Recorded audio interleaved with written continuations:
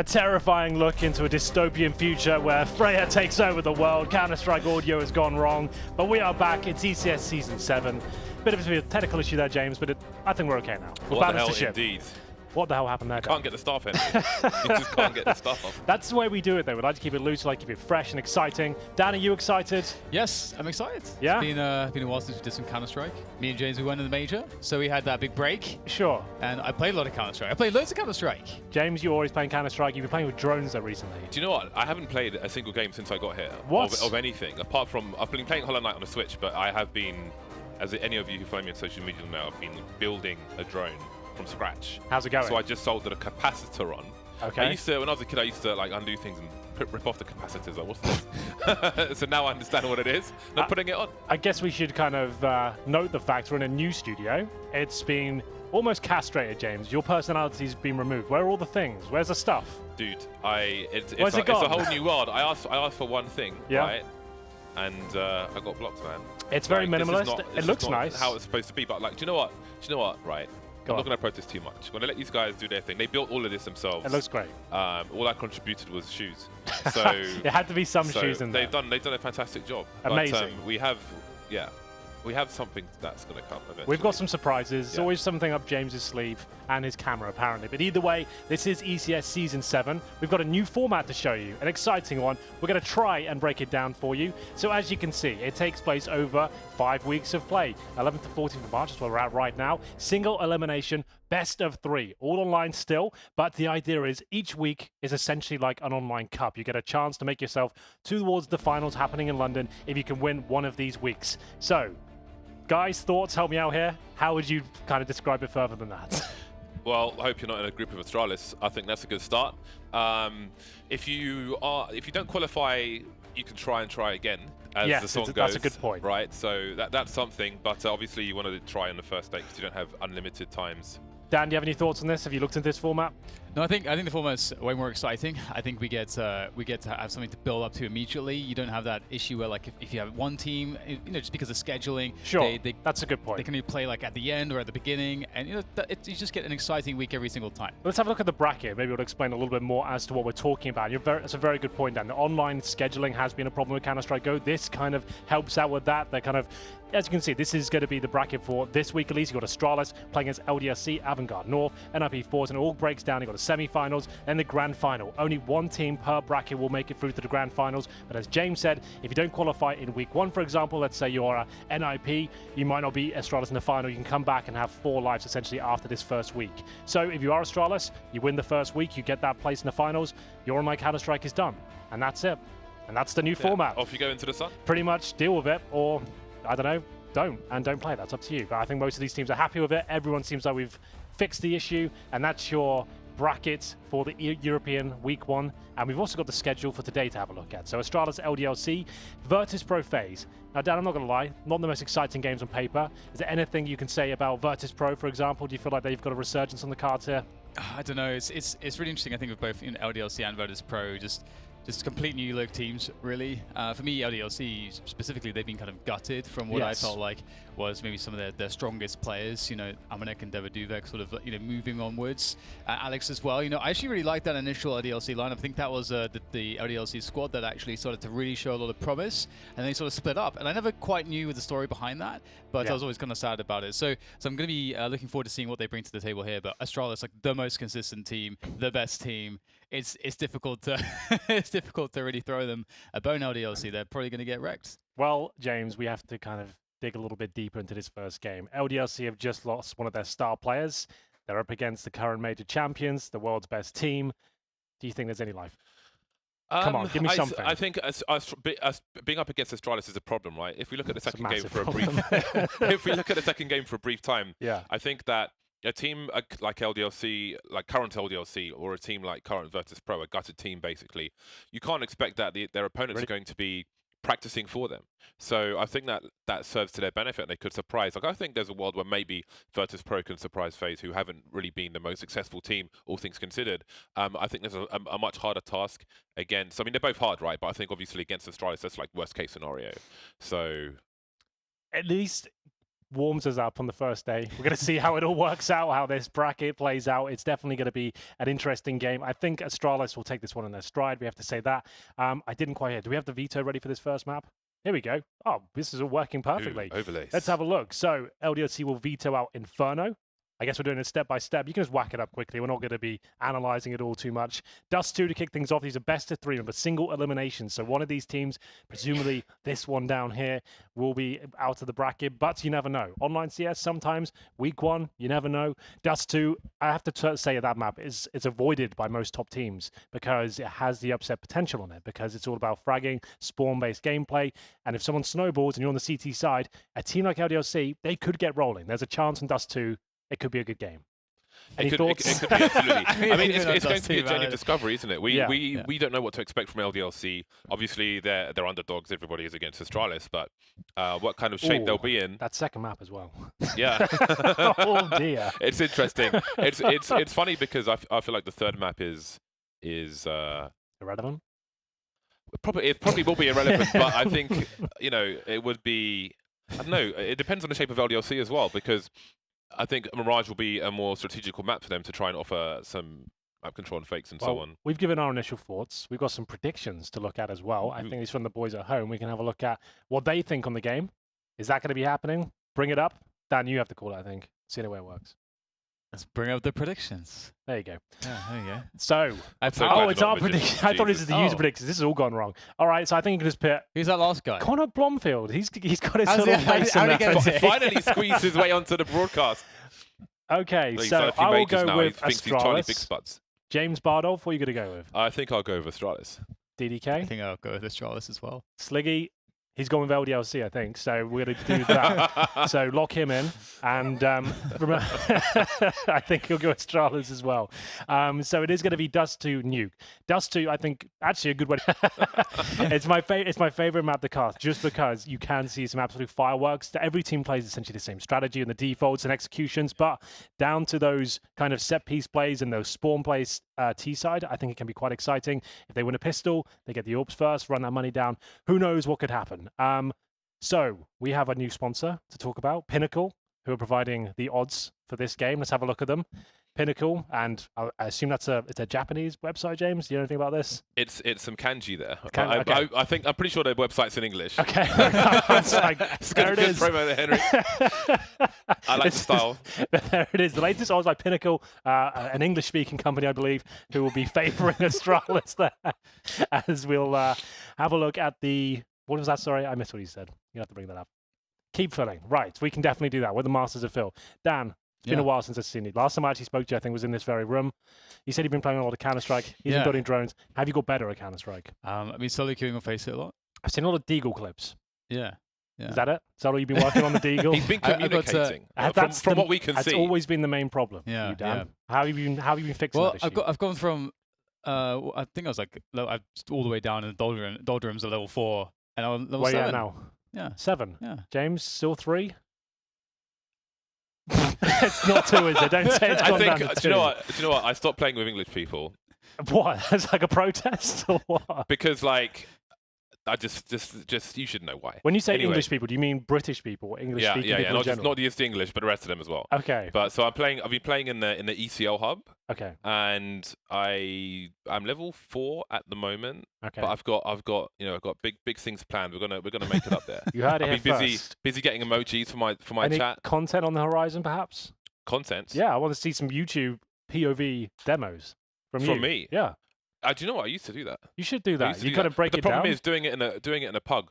I think one issue, right? I get mad all the time because playing Counter-Strike for like 15 years or something, I don't really have the patience for people to do things which I learned about a long time ago. It's annoying, right? Yeah. So that comes out a lot. Do you ever say to them, "I've forgotten more about Counter-Strike than you ever know, you piece of..." I don't Something do like that. You don't do that? No. I don't do that. I do that. But that's one of my go-to one-liners when things go wrong. Playing it in America, I play with the Bears a lot. Okay. Which is good, and he's still got it? He's a legend, man. It's so awesome whenever you queue with him, people and stuff are like, "Oh, the Bears, you're the best, man.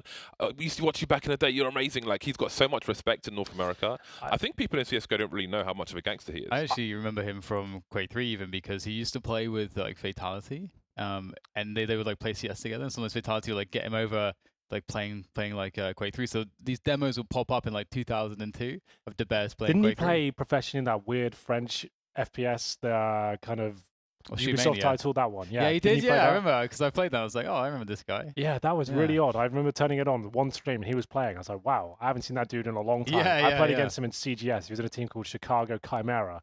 They didn't do very well, but every time I was on the server with him, I kind of fanboyed a bit. I loved all those American 1.6 players. I remember his name coming on. He wasn't that good at CS Source, so it was a bit of a heartbreak, but it was a nice moment, you know.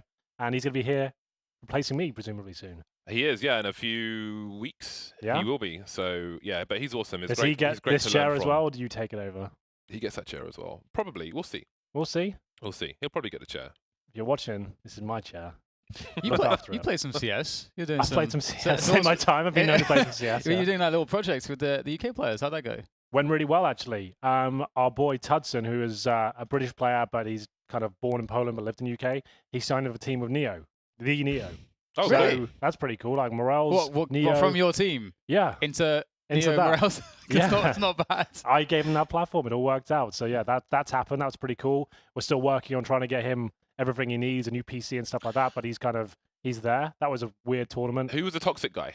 I don't really want to start calling that out on broadcast, but it's all documented online. It was fine. Like, you have to understand, a lot of these people have never been in the spotlight, as it were, and they didn't realize how strong of an opportunity that was, and they should behave themselves and represent what they want to be in the future. And some people didn't really get that, and they had let their egos take over. Yeah, you don't know until you know, right? But some people find out in a public setting or the hard way, one way or another. Well, and that's the thing. Like, there's no like resentment towards them. I'd say like, yeah, you're 18. This is gonna happen. Learn from it. Try Everyone's and grow young from and it. stupid Yeah, once, exactly. right? Like I was definitely guilty of things like that when I was that age. It's just trying to bestow that wisdom on someone else, and if they don't listen, not really much you can do about it. You didn't have Twitter back then, so it's exactly. Fine. You had CAD Raid forums, which I'm sure you're familiar with. Yeah. Sliggy is as well. He was a bit of a infamous member. Sliggy was the. You know, he was the worst. He's got the heavyweight belt. He was the worst member of that forum. Hated by all, liked by few, and he kind of reformed himself. Once he met me, I feel like he kind of simmered down a little bit and kind of became a nice guy. Eamon was always pretty nice,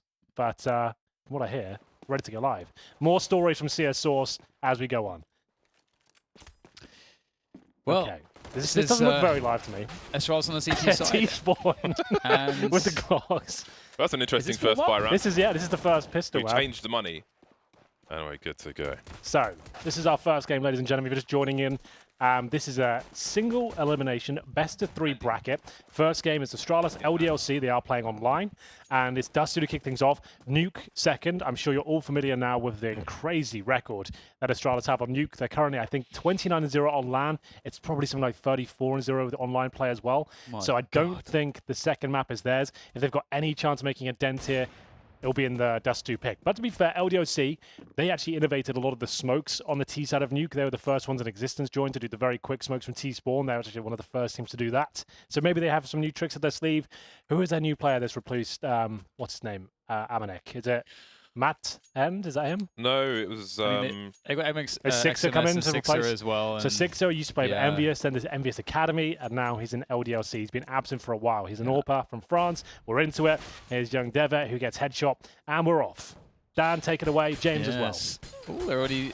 Oh my god, Zipex, he's already been discovered. They're just spamming that, and he's getting absolutely wrecked. So the little trickery that they wanted to play, that the bait set up, has been foiled completely, forcing Zipex off, and also Device going down to 14 HP. It's just effectively 3 players remaining now to try to stop this. So LDLC on for a great start.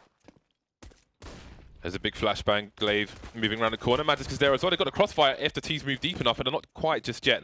Matan will be the only man invested into that location. Moving through now, a numbers game into the B-bomb site. 2 more players. The trades continue down to the 2 versus 2. Molotov on the top. Spotted 1 player by the door. By now, you'll assume that both players are here. Will he commit to the plant on double stack? Not just yet. You can hear Dupree having a look. 6-0 with some shoulder peeking.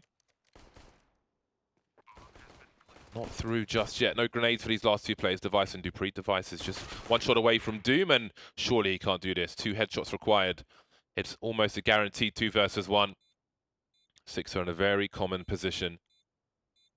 Oh, he's managed to get deep, pretty deep. He spotted a play towards Car, looking for the trade frag, and now he knows where they are. He has no kit either, so this is going to be a a very small percentage win, and it seems that he might just try to save his Kevlar. That's quite tense, James. I didn't know we were going in full caster mode first round, but I like it. It's build up the tension lovely. And it's going to be LDLC picking up the pistol there. Magus with 3 in the back of the B side, not quite enough. Devaduvek and Sixer, nice positioning. I want to talk about Sixer very quickly. His career never really realized itself, did it? It kind of was one of those players who was kind of able to come in and be this great AWPer, then almost removed from that role down to a rifler, then it just went sparring out of control from there. I didn't even know he was in this squad. Whether he is full-time, I don't know. Yeah, it's interesting.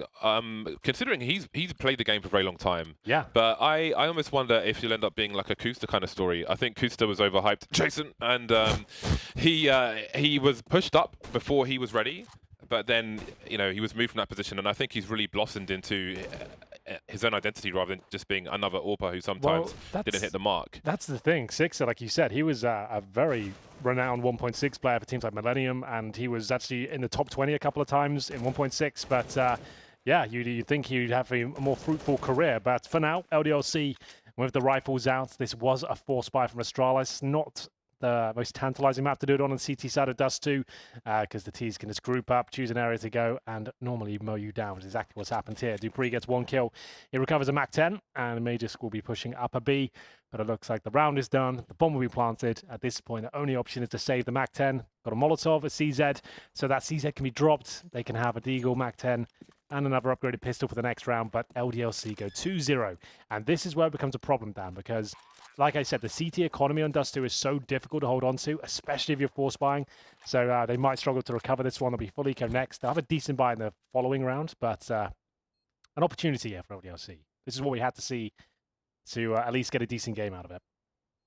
Yeah, this map is impossibly hard on the CT side. One quick point about Sixer that I noticed when I was watching him play, actually, before we move on from that, is just that, weirdly, despite all the experience that he has, what I would notice because for I guess the greatest elevation that he had, or the biggest platform he had, was with that Envious lineup.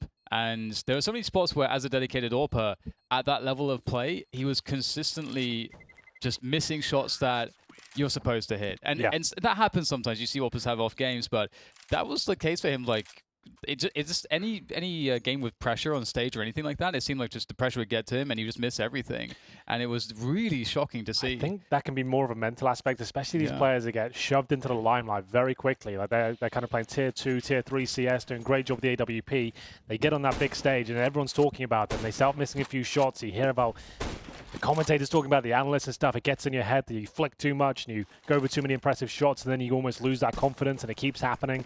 I've seen it happen to so many AWPers, and it can ruin their careers very quickly if they're not kind of brought in at a steady pace. But here we go towards B. Bit of a classic French approach. You'll see G2 do this all the time, contacting towards B. Lots of flashbangs used as they go up against the USPs and CZs here. Twine who's killing his own team, but he's killed a few CTs at the very same time. Magus, he actually might pull this one off, James. He gets 3 kills with the AK-47. It goes down to the 1 versus 1. This was a full eco, and now he knows exactly what the last T is. You know he's good for it as well. He goes for the peak, and of course he gets it. That's rather outrageous, isn't it? I was not building that one up in the correct way. I thought it was done. I really had to go into 5th gear very quickly. Yeah. And as you mentioned, it's an enormous problem because the CT economy is so fragile. Once you get that good start at the T side, you cripple it. It's very difficult for them, and it's just there's so many options as a T side to get that first pick and then play off the terrible rotations that the CTs have to your great advantage. And here they go for a quick long take straight through the grenades. Zipix will take 1 down. Devaduvek luckily alive on 2 HP. But that's actually job done to an extent. Even though he's so weak, it's a 4 versus 4, and a bunch of grenades have gone here from Astralis. They have 2 AWPs, and that's such a must because the distances are so huge. It's the only way to mitigate those long rotation times. Well, there we go. Long control granted for the Ts, but as you notice there, they're crossing over towards T-spawn. Now, the AWPer did not see them, so they've got some prime real estate towards that pit, and they're going to leave presence there. That will be the low HP Devaduvek. It's just going to try and throw some smoke, flashbang, and just like that, device will find him. So that's a bit of a ruse, and it's been rumbled. And as Magus perfectly thrown smoke, that's really shut them down. They might just have to push through this and hope for the best, but as you can see, this guy is not messing around today. That's going to be his 10th kill. 4 versus 1, 6 up. Goodbye, my friend. Magus is on an absolute tear right now. I do wonder if life is still surreal for him, considering how he ended up on this team in the first place. I'm like, when does this feel normal? At what point does this feel normal? I was going to make... Look at the frags. Device 1, Dupree 1, Glaive 0, Zipex 1. They just 11. Sorry to interrupt you. Why have you got an eco here? I was going to make a tweet the other day. I didn't, so I'm not sure why I'm mentioning that. But I remember when I first met him in late 2015. He was in SK Gaming with Cadian. They came to their first ever event. No one had heard of this dude, Mages, right? And I was like, oh, can you tell me about your team? I don't really recognize the players. And Cadian came up to me and said, forget the other guys. This Mages dude will be the best player in the world in a few years. Just watch this. He actually said that. I said, yeah, all right, mate. Like, they crashed that tournament last place. Wasn't that interested about it. Give it a couple of years on, and now he's in the world's best team with Astralis, absolutely killing it. So, final fair piece play. of the puzzle, right? Yeah, major wins already. Cadian knows best. All right, well, let's take the cleanup operation. Glaive staying close to the door, not going too wide. He can fall back, doesn't need to kill all these players. That's an interesting thing to try and teach new people that are new to the game and just casuals, is not having to take every fight to the death necessarily, and considering the situation and the pros and cons. What happens if I die here? What happens if I don't take this engagement? So on and so forth. Well, Six is contemplating life right now. A desperate attempt up against the Orcs. Down he goes, 3-2. And this could be the start of a very treacherous journey for LDLC. I'm not sure they'll be able to get back into it, but we'll see. They might be able to buy up into this one. They have got enough for AKs, but no AWPs. He's Sixer. We'll stay on the AK. Do we know if he's a full-time member? I have not been following their news. Has he just come in as a mercenary for this, or is he joining? Does anyone know? Time will tell, Henry. Time. That's all we have. Time will the tell. only intel. We'll get the production. Have a look into it. We can find out. I'll be interested to know, because they've just lost Amanek, right, to G2. They've replaced Body. So I think that was a long time coming. Not sure what your thoughts are on that. Maybe a conversation for an eco. It's always nice if you can get T into position to flash these doors. They just got somebody there as he crossed, and Dupree will get a kill before the flashbang comes in. That is a glorious flick onto Sixer. I'm not even sure how he could register him that fast. Dupree, it's quite fun to watch him with an AWP as well. They're trying to add this in their wheelhouse now. They've never had a double AWP setup, even in, like, I guess if you go back to the TSM days and earlier Astralis had Cajun B in there as well. But essentially, they've always had Device as the main AWPer, and they've been one of the few teams that can't run a double AWP. But Dupree, if you remember back at the Krakow Major, he was the main AWPer, and that's the one they didn't do very well at all. I don't know why they made that decision, and they kind of cancelled that straight after. They've tried to bring him in as double AWPer a couple of events, but I think for this year, they want to have it at least as an option. And in this sort of game on Dust 2, why not? He's very good with the sniper, and it seems to be working out right now. Cheeky little Xbox smoker, 35 seconds to go. It's going to be a bit of a desperate attempt towards shorts. I mean, there's still options. Again, like, the CT rotations suck so much. You can see that they're spread to a bomb site, and that player on long, very, very isolated. No one to really play off of, so you win that 1v1, and you're straight back in it. 20 seconds to go, though, in Device. Ooh, that's not a bad peek, is it? XMS finds a headshot long range with the AK, and now all of a sudden they have a chance to get the bomb planted. Just enough time for that, as they will go for a... Actually, they have options. They could try to go for the long plant here. They do have still player in position, but it's planted sort of in a very... Well, it's not the best spot, I would say. Not the best, but not the worst. They had to plan like that just to avoid any short presence from these CTs. Twino should be able to get this kill, no problem. And all of a sudden, it was looking so good for Astralis, and it all falls apart. Great shots from XMS, as Dupree's left in a 1 versus 3. Might as well save at this point, and that confirms with the smoke going down. He'll head towards lower, and LDLC tie things up. They had no time, no bomb. They managed to hit some great shots towards long, courtesy of XMS, and 3 players survived. We'll take the AWP to the next round. That was a 5 versus 3, remember. That was really, really interesting. I think, I don't know if Glaive Smoke, I don't know if he was just walking in late in the spray to try and punish a reload, or just because he expected them to leave the area. But I think that changed the entire round for LDLC. Had that situation not happened, I do wonder how this round would have gone, but maybe that shows that Astralis will probably continue to be strong in the rounds to come. Almost lining up for a 2K. XMS with 13 HP, that's a bomb spotted as well. There's a HE, goodbye. That's so wild by him, that the audacity to walk in. There's 4 players on the other side, gets a kill, damages a second, nade kill after, and somehow survives. Yeah, actually, the fact that he lives is just outrageous. So remember, they had a 5-on-3 in the previous round, courtesy of 2 Dupree frags. The same thing's happened here. Will they give this one up? That's the question on everyone's lips, Dan. What have you got for us? Glaive is playing closer to the long doors this time, and so it'll be much more difficult to find a good 1v1 against him. He's playing sort of a gambly spot there. It's kind of the, if you're going to challenge him there, you're kind of looking towards the right first, which is why that position can be strong. And they're going to challenge the double doors here. Magisk able to take that one down, and it's looking like it's not going to go the same way as the previous round here, as they're yet to do any additional damage. Zipex watching the cross as well. So Astralis have all the information on the map here, and you can see that LDLC, they want this. They want those peaks, because the only way they get back into this is by getting some of those kills, and in comes the flank as well. To make matters worse, in comes Glaive from the back, and now it's just one left. Disgusting. Nothing can be done. 6 up. Finds the AWP, makes his way towards tunnels, but with 25 seconds remaining, his cash not looking too good. And to be fair, they're only going to get 1,400 each next round. Might as well saved it, but not really an option with devices taking you down. And it will be Astralis on the reset. Dan, we've got an eco here, maybe a force buy. I want to hear your. I haven't heard your opinions for a while. I haven't had to pick your brain for a few months now. What do you? I can tell you something about this map. I don't want to know about that. Can I ask a question first, and then you can give me an answer? Okay. That's not the way it works. The org. Where do you stand on the org right now? So hot topic. Yeah. So the org is.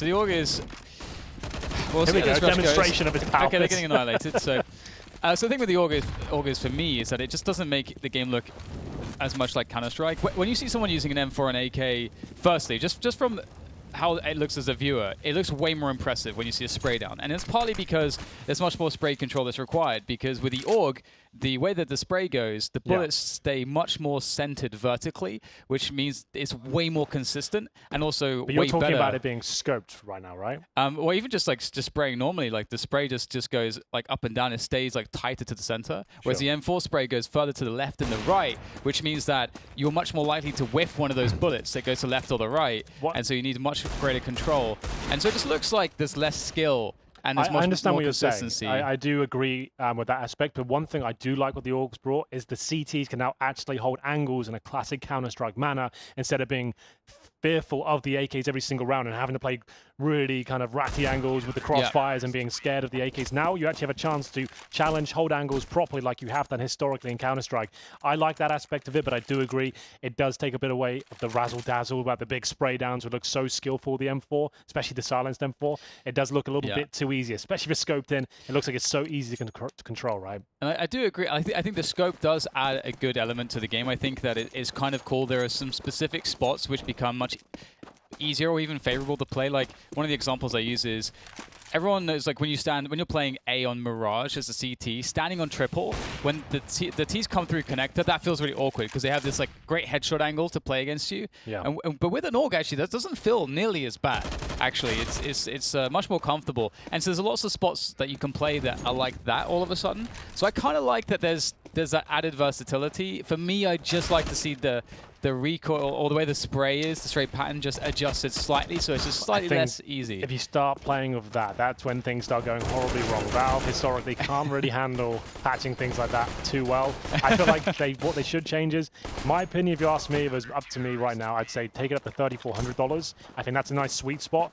It's a little bit more expensive than the M4, and it kind of questions, okay, I'm going to lose a bit of utility here. I might not have a smoke this round, but I'll get the advantage of having the scope, and it makes it a lot more situational. You think, well, I don't need it right now. I'll go for the M4 and extra utility, and I think that balances things out. But that's where I'm at right now, but whether Valve will change it is yet to be seen. I think it will. Before the next major release, we'll see a change. But I have one question about that for later as well. Like that would offer you up. But we are back into the buy. One more chance for LDLC. Last buy rounds, they just lost 2 players immediately. So let's see if they can do better than that and perhaps even get an advantage early. And they're going for pretty fast presence on Catwalk with 3 players. It's a fairly unusual approach, and we'll see if it works out. They will be spotted, that presence, and you got Zipex with his AUG watching over long as well, so the setup has been adjusted. And you can see that one player drops down to spawn because the Cat players can quickly drop back into mid, and that's what you've got to be careful about. Oh. Counter flash not quite working out. The Molotovs will clear the space. And LDLC have been delayed for a considerable amount of time just to get to this position. They're setting up for the smoke side. It could drop into spawn, which Device has to be careful of, but he's moving back around the smoke. So I think he's considering a pop flash. Doesn't work out though. now he's got issues. How many kills is he good for? There's the first one. Look how he repositions for the second one. And there's still, he's almost got the third. Magis will get a kill as well. And that will be a quick cleanup. Nice work from Astralis. Great movement from Device. Yeah, really nice stuff. He really is one of the world superstars of Counter-Strike. His understanding of the game, his positional control, his AWP, and all facets of that discipline as well. Long range, early picks, close range encounters as well. It's so impressive, such a well-rounded player. And that's why he's considered one of the best, in my opinion. That was really awesome. I think how he takes the first engagement on short and puts the Molotov down and resets the situation, how the team move around that as well. It's just buying time for themselves to have a stronger defense, better positions. It's great, just across the board. I don't think he's the flashiest AWPer by any sense, but I think he's one of the smartest. I think he's so good at understanding when to be aggressive and when not to be, and winning rounds, essentially, instead of going for the big highlight plays. Function over fashion. Yeah, exactly. I think that's something he's always been a master at. And everyone forgets, when they talk about the world's best players, they're always thinking of the simple, because they remember on the Guardian clips, the simple clips of the crazy stuff that's gone down. Device hasn't got as many as those clips, but his stats speak for themselves. What he does for the team is pretty remarkable, as this is about what we expected. Remember, LDLC won the pistol and they're A3 down. So if they hadn't got that pistol, who knows what would have happened. But to be fair, we're not kind of bad-mouthing LDLC. They've just lost their star player coming into this with 6 murking for them against the world's best team. No one expected them to win. It's got to see what you can do, really. That's all we can do, Dan. Yeah, Astralis is like so special. I mean, it's just incredible that they are the pinnacle of Counter-Strike.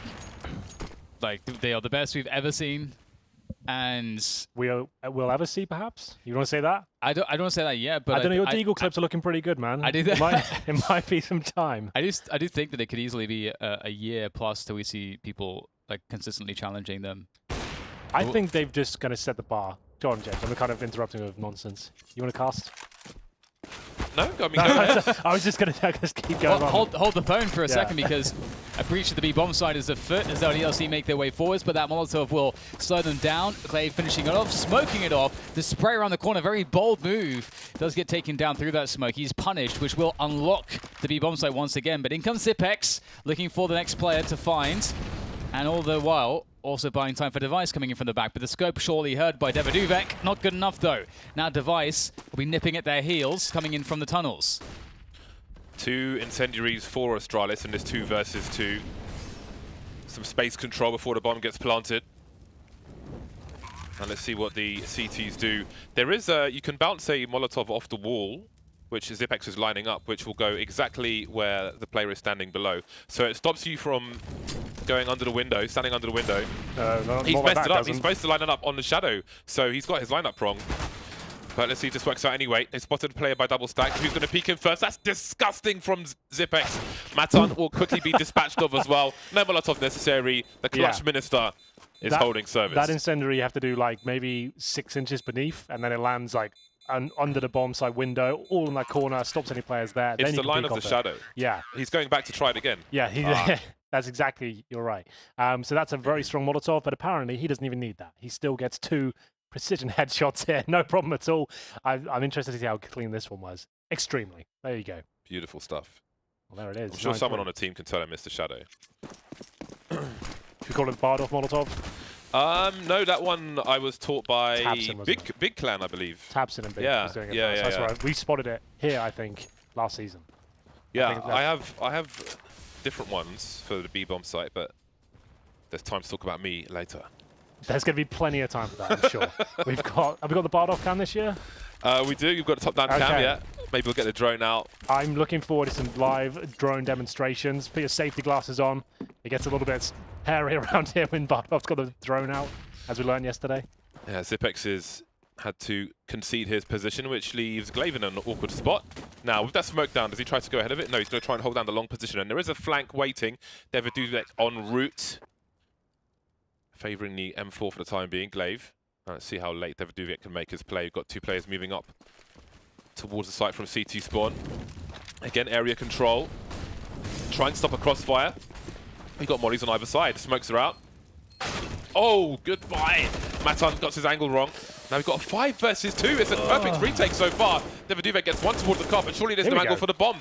One player on the shot is going to be so important. Devaduvek peeking, but surely he can't do much. A spray from XMS, and there's the defuse. 10-3 for Astralis. Just absolutely brutal. Astralis are not making any mistakes at this point. It looked good for LDLC. The bomb was down there, decent numbers up. But as you mentioned, James, retakes don't get much better than that. Zipex, again, through the smoke, using that scope to absolute perfection. You can see him using like a turret almost. He wants to stop because you go down, you lose 36% of your movement speed when you bring the scope out. So you've got to be ready to use it, know when to draw it, and he just does it so well. As soon as he's ready to shoot, that scope's precise, it's looking perfect. Bomb goes down, loss bonus racking up, and the AWP's out for XMS as Device spots on towards top of middle. That's a kill, my friend. Twano goes down, and it's just an absolute massacre here on Dust 2. I can't even keep up with the frags here. Oh my god. There's a lot.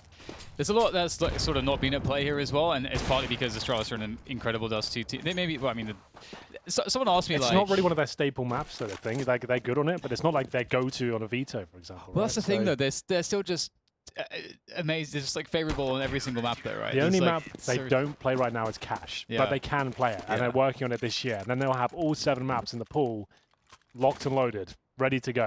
Their overpass needs some work. Their Mirage isn't perfect, but overall, they can play pretty much every map.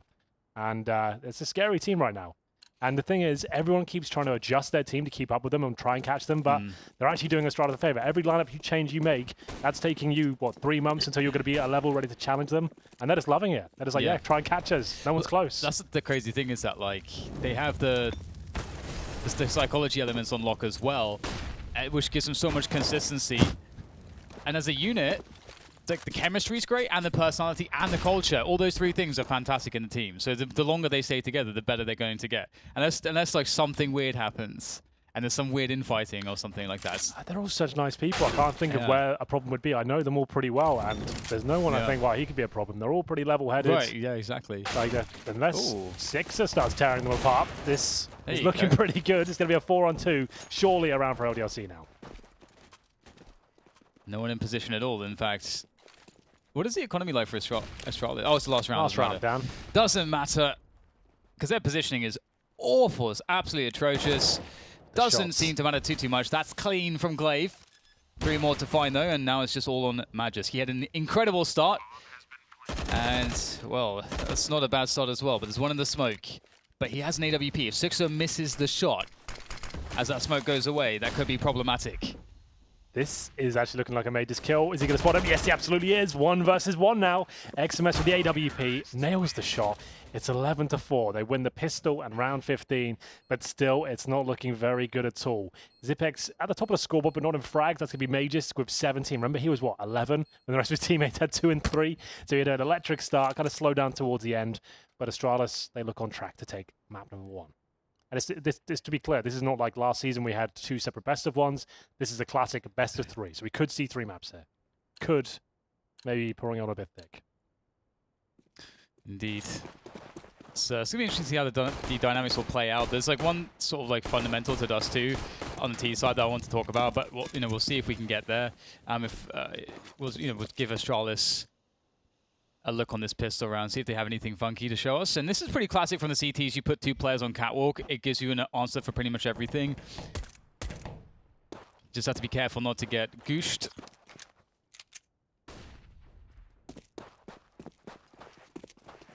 And what's the plan here for Astralis? Clear short. They can always drop back to mid afterwards if they'd like. And so they may well do that. And here it goes. Mid push. So they've shown some evidence. They pushed the short position. They gave information. Now they move towards the B bomb site. The bomb is in the tunnel. Got to be super late. Wait for these players to move to the site because there's no support. The bomb gets dropped. They come out the window. The numbers game. They're all over the place. They're swarming. Not quite getting the kills just yet. As I say that, now it turns around. 3 versus 3. Astralis on the site. They have no post-plant grenades, but they do have the angles. Yeah, that was a little bit awkward with the CTs, but they keep it to a 3-on-3. All the players outside the bomb site itself. Magus pretty deadly with the Glock. Zipex upgrading to a P2000. It looks like Astralis has got this one under lock and key. No kits available with the HP on their side. They make their move in. It's going to be Device to open things up. And both players towards the window right now. Sixer has to make this kill happen. He needs this round to stay alive in this game, and it's getting a little bit touch and go, but he will win the round. That's a clean defuse, no problem at all. Well done. 3-on-3 in that B bomb site, especially with no flashbang. It's going to be incredibly difficult to penetrate, but he makes it happen, and he got 3 kills to close out round number 15, and he's done the same thing in round 16. So great job. Both pistols now in favor of LDLC, and the scoreline's 11-5. That was very nice. That was very, very nice. I thought Device would have that. Yeah. Wow. Just 3 deagles actually coming out for Astralis for the time though, so we'll have to hold our breath, see if they can get something with that. You never know. Deagles are so good on this map. That one-shot potential in any range is really, really powerful. Go for a double peek there, actually. The timing of that was quite cool, but Sixer will handle it with the AUG pretty easily, all things considered. And now it's just the 3 deags remaining for Astralis to get some damage. Pressure that CT economy before they get their next buy-in. I like Dupree's angle between the double doors. It's something that Astralis abused with deagles on the T side of train as well, where there's a narrow channel where the CTs can only stand in a very small area to peek somebody with a deagle. So if they're fast enough, they've got a reasonable chance of getting a headshot. And they can encourage the CTs to continue to peek into those positions. And they might be fishing for that in this situation. They start to move towards the B-bomb site, but the bomb's been lost. Bomb's been found. One player on the site now. He is at risk of being pinched. Maybe not, but still getting deagle shots. There's a minute on the clock. He's got plenty of time to reset this situation. That's what he wants to do as well. He hasn't got the bomb. He's got 2 deagle kills already. He's actually, in my opinion, like a top 3 deagle player in the entire game. He is fantastic with this gun. Note how he doesn't reload as well. He's got 5 bullets left, but if he reloads, they'll know where he is. So he's not risking that. That's all he needs. Watch this. Okay, wait for it. It's not happening right now. Well, there it is, LDLC. That wasn't a force buy, just to note. That was Astralis with deagles and nothing else. It's trying to cause financial chaos, which they certainly did with 3 kills found. If they win this round now, it's a full reset. LDLC will have absolutely nothing to go forward with, and still they don't even have proper rifles. So they got FAMASs, UMPs, MP9s, and 1 AUG at the end. They are done for if they lose this round. There's the long corner smoke as they're going to go for the long take. We talked about spawn-based gameplay on Dust 2. Drop that smoke, flashbangs over. CTs will have an impossible task of trying to retake, and that's what they're trying to get map control towards top or middle right now to answer back. 3 players on Catwalk. You don't often see this, like pushing down. Yeah. It's very interesting because Astralis don't commit to A. They do fall back as you would expect after a long take like that. So this actually works out, gives LDLC an option to fight in somewhat favorable conditions, and they'll go 4 versus 3, which is fantastic. That's a beautiful response. It's not something you can do every time, but this time it could be the difference maker. As Dupree will try to follow this through, and he will get it. Map 10 is gone. Dupree will survive the barrage of HEs. Going for more, actually, despite being so weak. But look where the bomb's going. It's in B. They've sold a fake. They took long and short. They pulled a rotation, and Glaves has crept into the B bomb site in the meantime with the bomb. What a genius play. That is naughty. That is unbelievable. He's just making absolutely sure. Getting his rotation on as well, getting Zipex's on, and he's in position by the tunnels now. There's a Molotov for Zipex, no grenades for LDLC. That is a beautiful angle from Glaive. And Sixer will make a few steps, Zipex will hear him, and that's the round for Astralis. Double the score of their opponent. They will have very shortly. Ran past the defuse kit, should have picked it up maybe. Alright. Come on, Sixer. What have you got for us? Not a lot. You hold on to the AUG, and remember, they only get $1,400 per player. Twanu, he has a nice bit of cash with the 2 kills he found. I think he had an SMG, so he gets $600 per kill. So that's why he's got a bit more than his teammates, got an extra $1,200, and he'll get $1,400 on top of that. So he'll probably buy an AWP for himself, is the AWP for LDLC, so I'm almost certain he'll buy the AWP at this point. Let's bring it out. Got to go for it, boys. With the AUG up there, I think they have to. Buy the AWP, see what we can do. There it is.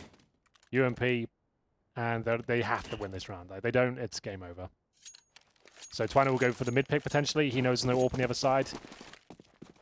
I love that. I'm going to steal the smoke. This looks really nice to throw. Yeah, I was going to say as well. Simple enough, isn't it? Yeah, that's what I've always struggled with that smoke, like trying to find a consistent one that landed. That looks really clean. LDLC rank their grenades, but the T's are spread all over long already. They've got to give it up. Not looking good for them, LDLC, at the moment. This could be a new video for you, James. The long take by Astralis. Say that again? You could do. It could be the next James Bardoff video. The long take by Astralis. You could get it done after this map. Could do. You can pump them out very quickly. Could do. I think that'll be a huge Reddit success. Henry, since you've requested it, yeah, you got to write it down. I'll do it. Do it. I would even watch it. I want to know how to do it myself. So let's get it created after this map, perhaps. Dan will even retweet it for you. Well, for now, Astralis with the long control. It's Twana. Remember, he force-balled the AWP, so no utility, no armor. Currently sat on 6 kills, 15 deaths. He's the AWP of this squad, but he hasn't really ever been a household name. He's been in LDLC what feels like a lifetime.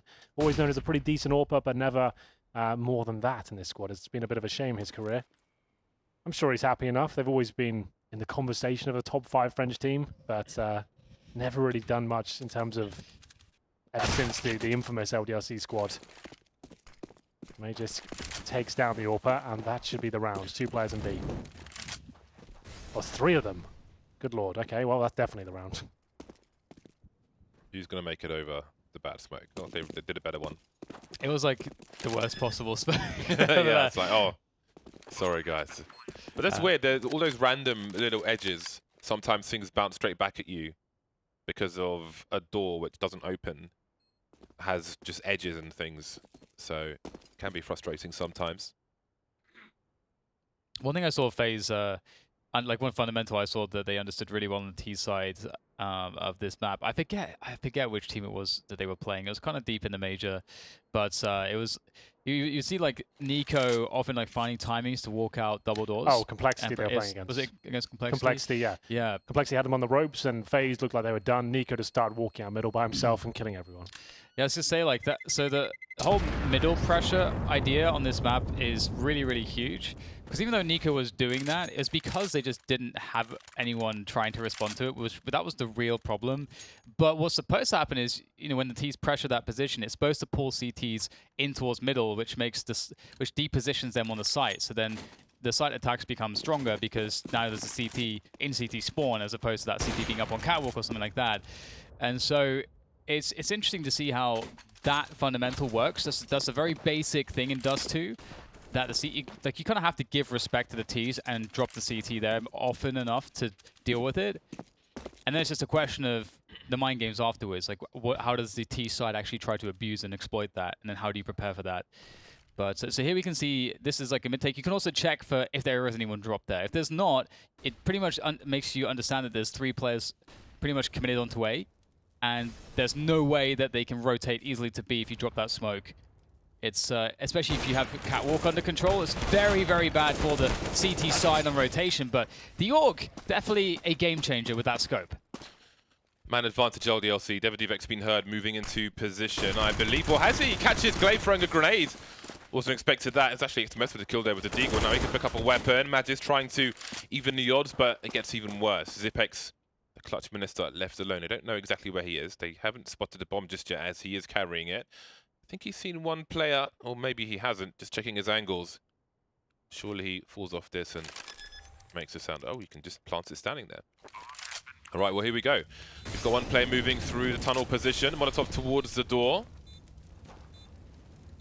Now, how does he deal with all of these players? Got to take a surprising angle. He's backing off towards the tunnel there. Perfect timing for him. 3 players left, double peek, and that will be it. 7 rounds for LDLC, 13 for Astralis.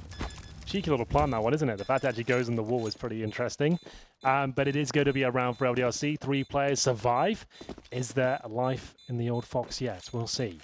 As they will get the defuse, they could find a bit more utility lying around. Looks like they've got everything they can find. Twanu with the AK. It's actually XMS with the AWP right now. And it's going to be, how do you put it? Mathend? Matend? I think Matin. Matin. Go on. James, you like the French pronunciation. What was the one you were doing at the major? You said it was... Someone was getting it wrong. You were tweeting about it. Oh, what do you call it? Who was it? Ah, bloody hell. It's a French player. Yeah. So was it Zaiwu? You called him Zaiwu or something? Ziwu. Ziwu. His name is Ziwu, though. That's the thing. That's what his name is. I don't know. I'm just saying. But they call him Zaiwu. Right. But his name is Ziwu. But it's a made-up word, isn't it? It's not a real word. But you can't really say this is how it should be said. Okay, we'll do it. We'll do it afterwards. Yeah. I see it's tricking something. There's some action coming in. I will explain it. Okay. The push coming in from short from Astralis. Finally managed to trade the kill. I've got 2 players in the long and car position. The creep! Twanu had half a second, then he was dead. Oh, that's beautiful from Duvek. As you know, the player on the side, he's hunting desperately for these kills. Doesn't want to go down without a fight, but it seems that his team may have to concede the position now. Yeah, they find a round and then it's reset once again. No choice. Can we see the money, please? See where they're at. Not good is what I've taken from that. They have to really go for this, I think. Going down 14-7. They've got 2 players as short. Might as well see if they can get his kill on Glaive. That'll be a cue as to whether they can go or not. They've taken some bullets away from them. They have to run through the flames here. And somehow, with 3 bullets remaining, Glaive is still challenging here. And it's just... Wow. Sixer, I wanted to say, but he's removed. It comes in on a skateboard. Yeah. All right, so a Y in French Here we go. is basically an I. Okay. So, like, there's Ilia. My argument, though, is if it's a made-up word, he can say however he likes, right? Oh, I'm not saying he can't. That's all. The That's thing, all I've the ever thing said. is, right, if you ask people in the French scene, Yeah. he used to be called Ziwu for the longest time.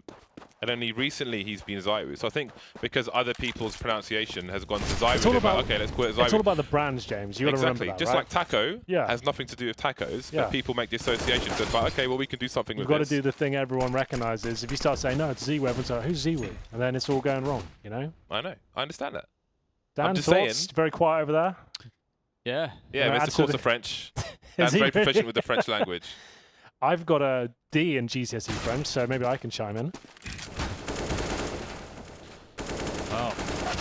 Oh, XMS. They wanted 2 out of that, but Dupree, oh, that's not so clean. Might not matter, though, because the side has been taken over by the likes of Zipex and Glaive. It's a cool way One to will play be Molotov. thrown across, and they'll play the post plants.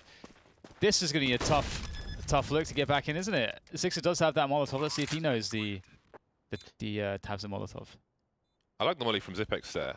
Yeah, I Rather like than that just as well. throwing it at the window, where half of it goes on the T side. Yeah, it's a very good point. Max value out of it. Every time you're playing like a Phaser game or matchmaking, people try and Molotov window and actually just spills over to like the planter and stuff. It's always going wrong. So that's a cool one for sure. This looks good for the CTs. I think they've got this round. Flashbangs are good, but Mr. Zipex is watching the tunnels like a hawk here, and they find, oh my god, every single kill. Perfectly set up, and that is a crossfire from hell. Zipex got that long spawn. I assume he's going to take it. With the, has he got the AUG? He has, so he's probably going to take that, no problem. He could be throwing an AWP, I guess. He drops one, so, ooh, not the best. The fact that's landed a bit to the right, but he'll still go for it. So, this could be it. 15-7. Deagles, Scouts. Will Zipex open things up? Not yet. What is the play there on the... Well, there's action everywhere, long and the mid position. So we've got 2 towards long, but they've got no flashes. XMS towards B is with the flashbang, and it's just XMS now. 1 versus 3. And it looks like Astralis may be taking the first game, although he's picked up an AK-47, and now he will fall to the floor. Face first, 16-7 for Astralis. That's our first map of the day done and dusted, if you like. There it is. And it's going to be a very strong performance from Astralis. They lost both pistols there. Zipex finishing on 20 kills. Magisk as well. LDLC, they're just joining us, have lost their star players. Duvek and Amanek are normally the tag team combo. They're doing what they can here, and it's not a great game to open things up, but it is a best of 3. And I believe we have some stats. Maybe I misheard that. Is that no stats or we got stats? We've got some stats. Amazing, guys. We've got stats this season. This was beautiful from Device. Right. I think that's just like a great little window of play, which is really useful for people to watch at home, where he's wide, but not wide enough where he's showing too much, so he's got time to fall back afterwards for the second kill. Well, here we go. Anything jumping off the page for you? Sixer, I think, biggest talking point. We haven't seen him for a year. He's top fragging against Astralis. In a game, they got battered. It was 16-7, just a note, but overall, that's pretty much what we... There it is. That's what we... Okay, so he got 20 in the end. So he's up there with Magisk, Dupree, and Zipex. He wasn't AWPing, though. That was Sixer mainly on a rifle. He had 1 decent AWP round. But about what we expected, gents, to be honest? I think so. I think the performance is promising from Sixer. The reference I made with Kusta earlier is that, you know, he had... I think like it's young in Kusta's career, and he's kind of found his place with AWPing and so on, and he knows what he wants to do. Whereas Sixer, obviously, he's been in Counter-Strike in general for a very long time, but hopefully he can have a similar situation and find a place to shine and find the right team for himself as well.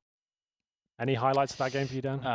It's it was just Astralis dominance. The problem is that when there were spots where LDLC could have made something happen, or maybe they're starting to look good, or maybe they're able to start stringing stuff together, they just get overpowered by one or two big power plays from one of those Astralis heavyweights. They're all juggernauts. This lovely new graphic we've got. So as you can see, it is going to be Dust2 first. It is Nuke. We're kind of working it all out. Nuke next, but these are the stats so far. Astralis 1, LDLC 0. Now we've got some shout-outs to do. Dan, you remember last season it was your job to do the social media stuff? Yeah. Well, it's your job again. Oh so my you're going God. to be doing that. So take it away. Talk us through the social media available for Season 7 of ECS. All right, well, make sure to check us out on youtube.com/Faceit to get all of the VODs. ECS.faceit.com for all the information on the league. Of course, we do have a new format, so if you're just tuning in and you missed the opening of the show, you can get all the information of the new format there. It's like a weekly cup each time, so it always will climax in a wonderful way. Very exciting from start to finish. And, of course, at ECS on Twitter. Okay. Send us your tweets. Keep going, Dan. Send us stuff. I mean, Almost there. as Henry did mention, we used to having this studio filled with James's junk, and we've got nothing. So if you have any cool suggestions, So we've got a and, PO like, some box. Amazon Send them your links. crap as well. Yeah, Put it in send there James somewhere. some Amazon links. Tag in at ECS. Not that your and- stuff was crap, James. Just having some fun. I just want to give a quick shout out to our sponsor as well, Pinnacle.com. They are a very reputable bookmaker. We were having a bit of fun earlier as we weren't sure who they were because I wasn't. I've just got here. Yeah, we were sure. You were sure. I wasn't. I messed that one up. So it's Pinnacle.com. They're providing the odds. Check them out, and we'll talk about them more as the day goes on. We'll take a break now and be back with map number 2 between Astralis and LDLC.